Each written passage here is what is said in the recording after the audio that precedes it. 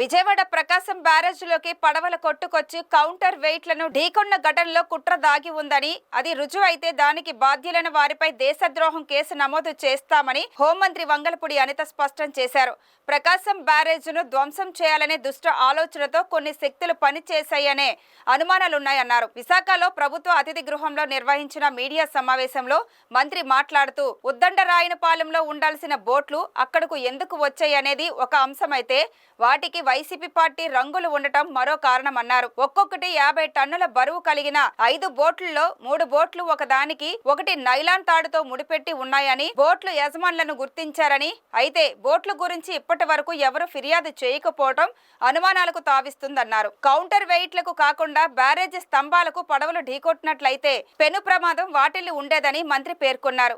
ఈ కేసులో 2 అదుపులోకి తీసుకున్నామని తెలిపారు. డిస్ట్రాయ్ చేయటానికి అక్కడికి పడవలు కొట్టుకొచ్చినాయి అంటే పడవలు కొట్టుకురావడం కాదు, కొట్టుకొచ్చేటట్టు చేశారు. ఇది మ్యాన్ మేడ్. అది ఏదో అన్ఎక్స్పెక్టెడ్లీ ఆ 5 పడవలు వచ్చి రావటం కాదు. అక్కడ క్లియర్గా మేము అప్పుడు మీరు అనుకున్నట్టే అక్కడికి వచ్చేసరికి ఆ కౌంటర్ వెయిట్లను ఏదైతే కొట్టినాయో, కౌంటర్ వెయిట్లు కొట్టేసరికి నిజంగా కొట్టుకొచ్చినాయేమో అని చాలామంది అనుకున్నాం. కానీ తర్వాత ఇరిగేషన్ డిపార్ట్మెంట్ వాళ్ళు దానికి క్లియర్ కట్గా అదంతా కూడా ఎగ్జామిన్ చేసిన తర్వాత, ఇవి అసలు ఈ బోట్లు ఎవరివి, ఈ బోట్లు ఎందుకు కొట్టుకొచ్చినాయి, బోట్లు కొట్టుకొచ్చిన తర్వాత ఎవడైనా మనకి కంప్లైంట్ చేశాడా, అసలు ఈ బోట్లు ఓనర్స్ ఎవరు, ఈ బోట్లు అసలు ఉండాల్సింది అక్కడ ఆ రేవులోనా లేకపోతే ఉద్దండరాయనపాలెం రేవులోంచి ఇక్కడికి ఎందుకు వచ్చినాయి, ఇవన్నీ కూడా మేము బ్యారేజ్ వేసుకున్న తర్వాత షాకింగ్ ఇష్యూస్ అనమాట. లిటరల్లీ చెప్పాలంటే, అంటే ఒక ఇప్పుడున్న చంద్రబాబు నాయుడు గారి గవర్నమెంట్ మీద, ఎన్డీఏ గవర్నమెంట్ మీద బురద జల్లటానికి, ఏదో ఒక రకంగా నెపం వేయటానికి, ప్రజల ప్రాణాలని కూడా లెక్క చేయకుండా వాళ్ళు విధ్వంసం సృష్టించడానికి రెడీ అయ్యారు. అంటే అలాంటి వాళ్ళని దేశద్రోహుల కింద తీసుకోవాల్సిన పరిస్థితి ఈరోజు మనందరికీ కూడా కనిపిస్తుంది.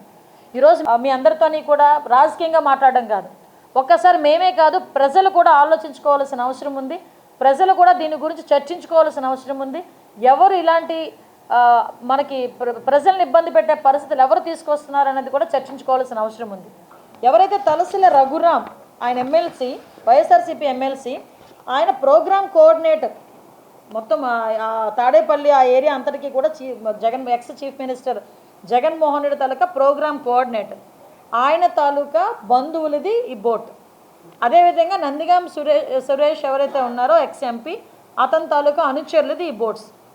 వీళ్ళు ఇంటెన్షనల్గా తీసుకొచ్చి అక్కడ ఆ బ్యారేజ్ని డ్యామేజ్ చేద్దాము అని, ఆ డ్యామేజ్ అయిన తర్వాత ఆ తాలూకా బురదను తీసుకొచ్చి గవర్నమెంట్ మీద రుద్దుదాము అని చెప్పి ఇంటెన్షనల్గా చేసింది ఇది అని పోలీస్ డిపార్ట్మెంట్ వాళ్ళ దర్యాప్తులో కూడా ఇది రుజువైంది. ఇమీడియట్గా అక్కడికి తీసుకొచ్చి కౌంటర్ వెయిట్లను కూడా రీస్టోర్ చేసిన పరిస్థితి కూడా మనందరం కూడా చూసాం. రాత్రి పగలు పనిచేశారు. అంటే ఇక్కడ అదే కనుక ఒక్కసారి ఊహించుకుంటేనే, నేను అక్కడ ఆ ప్లేస్లో ఉన్నానండి. 11.4 మేమేదో మాట్లాడడమో, ఏదో ప్రెస్లో కూర్చొని మేమేదో బోట్లు ఇలా పోయినాయని కానీ ఒక కంప్లైంట్ కూడా రాలేదు. మేము మా డిపార్ట్మెంట్ వాళ్ళ ఇన్వెస్టిగేషన్లో పలానా వ్యక్తులది బోట్లు అని చెప్పి వచ్చినాయి తప్పించి వాళ్ళు ఎవరు కూడా బయటకు వచ్చి కనీసం ఇది మా బోట్లని కూడా వాళ్ళు చెప్పే పరిస్థితి కూడా కాలేదు. 67, 68, 69 గేట్లు అయితే పూర్తిగా కూడా మనకి దెబ్బతినే పరిస్థితి.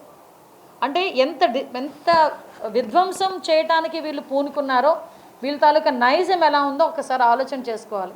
అంటే ఒక క్రిమినల్ మైండ్ ఉన్న వ్యక్తి రాజకీయాల్లో ఉంటే ప్రజల కోణంలో ఆలోచించడు, కేవలం అతని తాలూకా వ్యక్తిగత అవసరాల గురించి మాత్రమే ఆలోచిస్తాడని చెప్పడానికి ఇదొక పెద్ద ఉదాహరణ.